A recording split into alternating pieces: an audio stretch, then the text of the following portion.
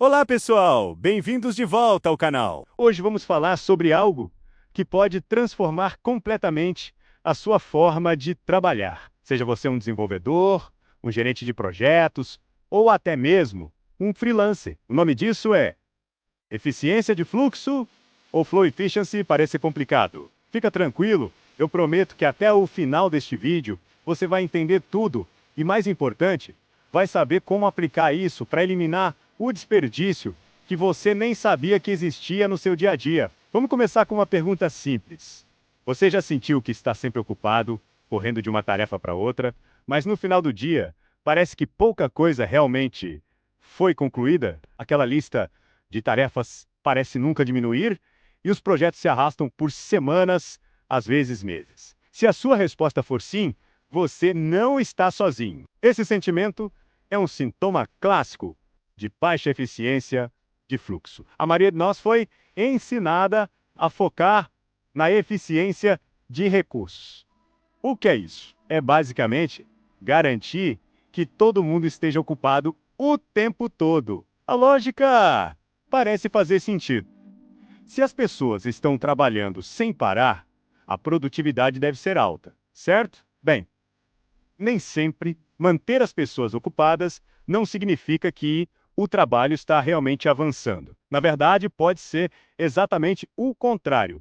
É aqui que a eficiência de fluxo entra em cena. Em vez de focar nas pessoas, ela foca no trabalho em si. A ideia é simples.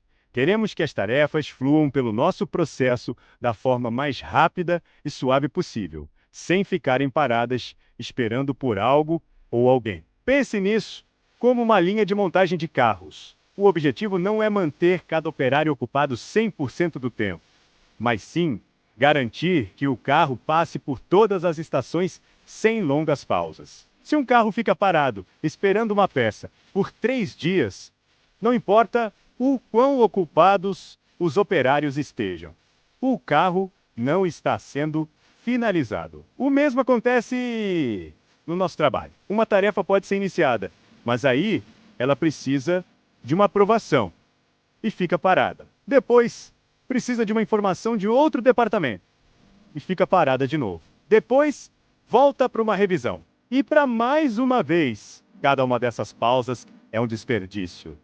É o que chamamos de tempo de espera. A eficiência de fluxo mede exatamente isso. A proporção do tempo em que uma tarefa está realmente sendo trabalhada em comparação com o tempo total que ela leva para ser concluída, desde o início até o fim. Vamos a um exemplo prático. Imagine que você tem uma tarefa que levou 10 dias para ser entregue.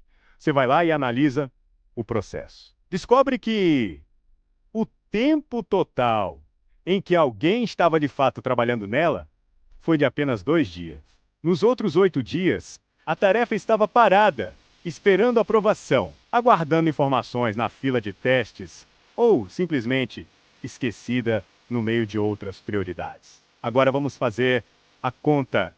O tempo de trabalho ativo foi de 2 dias. O tempo total, que chamamos de lead time, foi de 10 dias. A eficiência de fluxo é o tempo de trabalho ativo, dividido pelo lead time. Nesse caso, 2 dividido por 10, que dá 0,2, ou 20%.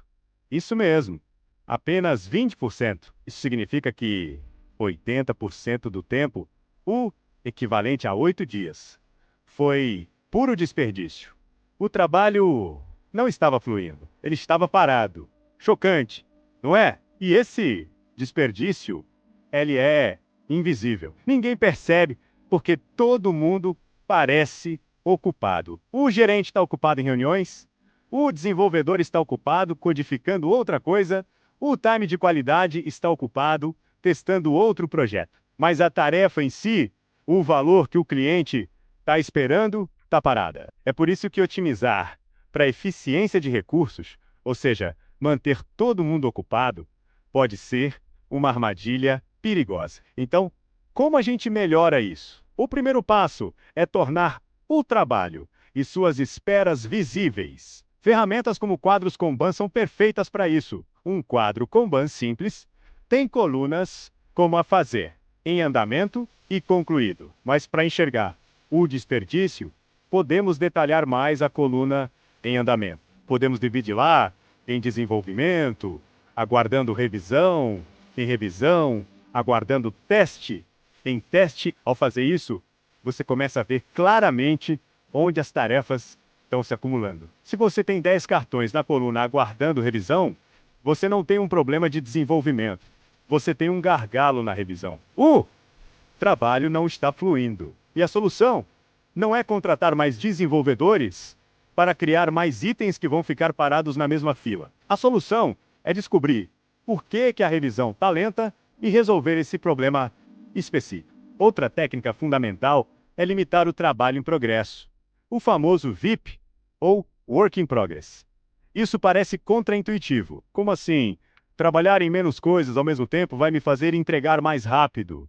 Sim, vai! Quando você limita o número de tarefas que a equipe pode ter, em andamento, simultaneamente, você força todo mundo a colaborar para terminar o que já foi começado antes de puxar algo novo. Pense de novo na linha de montagem. Se você tem um limite de apenas um carro por estação, quando um carro avança, ele libera um espaço. Isso cria um fluxo puxado. O trabalho só avança quando há capacidade para recebê-lo. Isso evita que as tarefas se acumulem e fiquem paradas. Limitar o VIP reduz o tempo de troca de contexto, melhora o foco da equipe e expõe os gargalos de forma muito mais rápida. Se uma coluna do seu Kanban atinge o limite de VIP, a equipe inteira precisa se perguntar: ok, o que precisamos fazer para desbloquear essa tarefa e fazer o fluxo andar de novo? Agora, vamos calcular a nossa própria eficiência de fluxo.